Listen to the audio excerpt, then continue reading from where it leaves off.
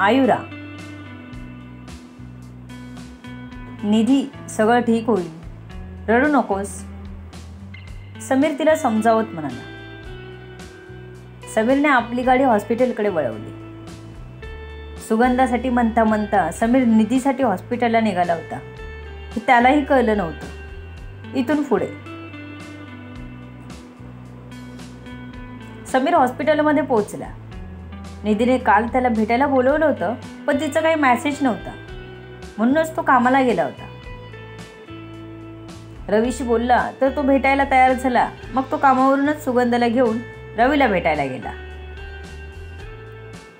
आता मात्र निधीचा रडवा आवाज ऐकून त्याला राहवलंच नाही आणि तो आता हॉस्पिटलकडे जायला वळला. थोड्याच वेळात तो हॉस्पिटलला पोहोचला.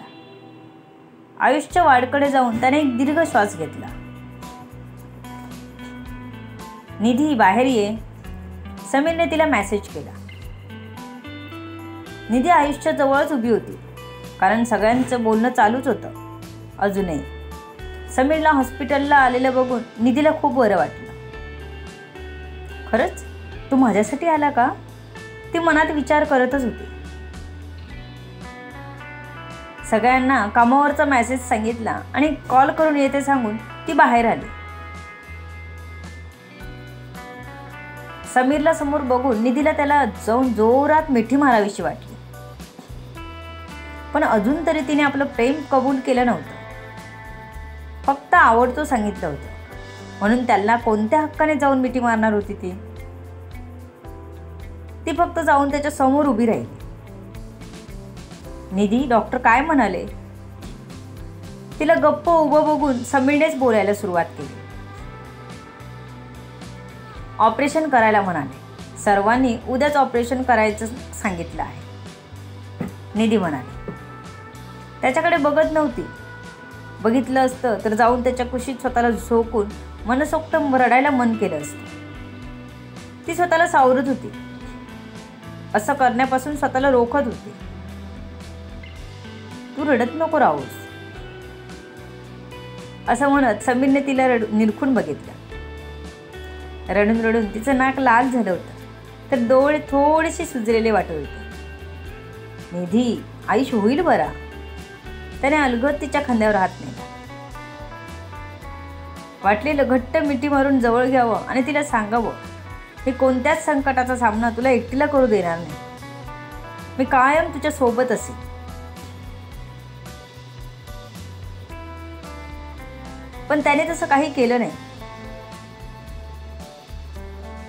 त्याच्या खांद्यावरच्या हाताने मात्र निधी, जी कधीपासून स्वतःला सावरत होती, ती मात्र जास्तच भावूक झाली आणि तिने समीरला मिठी मारली. समीर जागीच स्तब्ध होऊन तिला बघत होता. तिला मिठीत घ्यायची हिंमत करत नव्हता. त्याने आपले हात तिच्या डोक्यावर ठेवले. निधी, आपल्याला असं कोणी बघितलं तर प्रॉब्लेम होईल. मुख्य म्हणजे आयुष आजारी असताना तुला माझ्याबरोबर कोणी बघणं योग्य नाही. मी निघतोय आता, तो काळजी घे, समीर म्हणाला. त्याला आपल्यामुळे निधीला कोणी बोलू नये असं वाटत होतं. तुम्ही आयुषला बघायला नाही येणार, निधीने विचारलं. नाही, कारण आयुषला नाही आवडत तर माझं तिथे येणं खटकेल सगळ्यांना. तुझा आत मी निघतोय, समीर निधीला म्हणाला आणि ती आत जायची वाट बघू लागला. पण निधी काही हालत नव्हती. ती समीर जायची वाट बघत होती.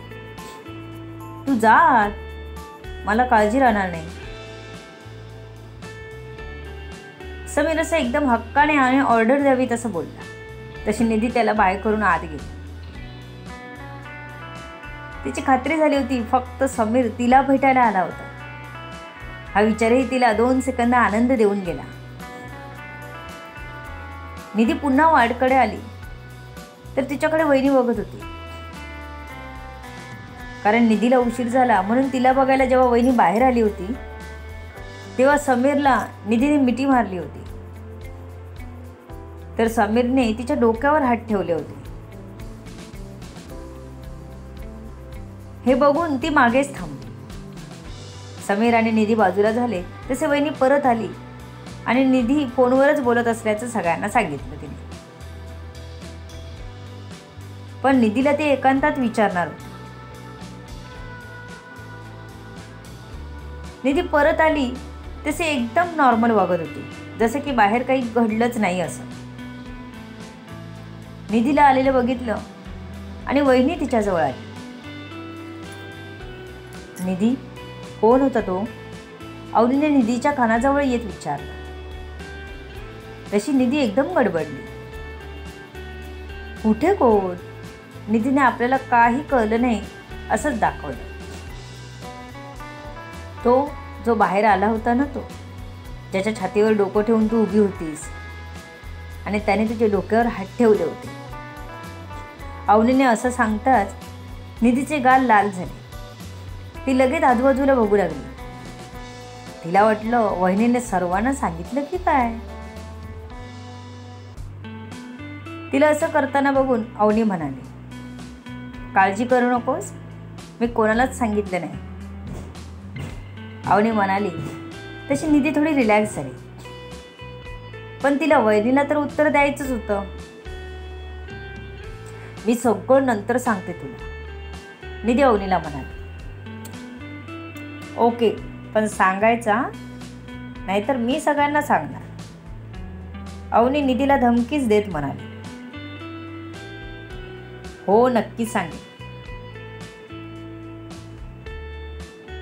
पण सध्या तरी कोणाला सांगू नकोस. फक्त आयुष दादाला माहिती आहे. निधीला सांगितलं तसं अवनी अवाकच झाली. आयुष भाऊजींना माहिती आहे? अवनीने दबल्या आवाजात विचारलं. हो, निधीने पुन्हा दुजोरा दिला. कोण आहे तो? आयुष भाऊजींचा मित्र आहे का? आयुष भाऊजींना कसं माहीत? अवनीला भरपूर प्रश्न पडले होते. हो, मी सगळं नंतर सांगेन, पण आता गप्प बस, निधीने सांगितलं. कारण आता हळूहळू सर्वांचं लक्ष निधी आणि अवनीकडे जात होतं. कारण कधीपासून दोघी खुसूर पुसूर करत होत्या. म्हणून निधीने अवनीला शांत राहायला सांगितलं. काय चाललंय तुमच्या दोघींचं? काय एवढं बोलताय? आम्हाला पण सांगा. माधवी, जी कधीपासून या दोघींकडे बघत होती, ती म्हणाली. निधी आणि अवनीने काही नाही मध्ये मान हलवली. निधी आणि अवनी एकदम फ्रेंडली राहायच्या.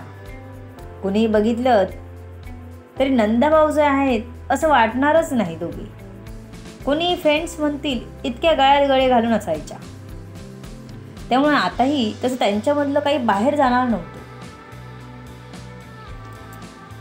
म्हणूनच निधी वहिनीला अहो जाऊ न करता एकेरी नावाने बोलायची, तर अवनी ताई वगैरे न म्हणता निधीच म्हणायची.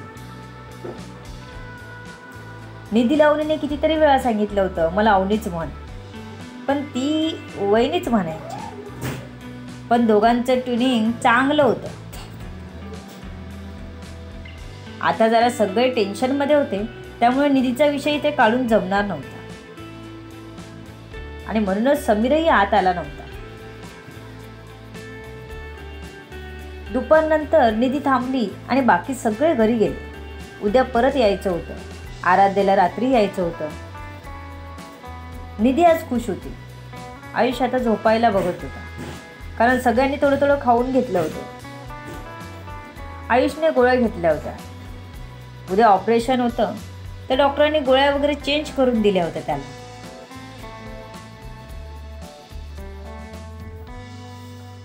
आयुषला सुगंधाची आठवण येत होती, पण त्याला समजत नव्हतं सुगंधाला कसं बोलायचं ते. एकतर आता ती खूप चिडणार होती, त्यात त्याच्या ऑपरेशनचं कळलं तर जास्तच काळजी करणार. नाही ऑपरेशन सक्सेसफुल झालं तर नको नको, तिच्याशी आपण बोलायलाच नको. ती लांब आहे तेच बरं आहे. परत एक मन म्हणायचं घे एकदा बोलून. शेवटी मनाच्या द्विधा अवस्थेत त्याला झोप लागली. संध्याकाळी उठल्यावर त्याने बघितलं तर निधी फोनवर बोलत होती. निधीचा कॉल संपताच त्याने निधीला आपल्या जवळ बोलावलं.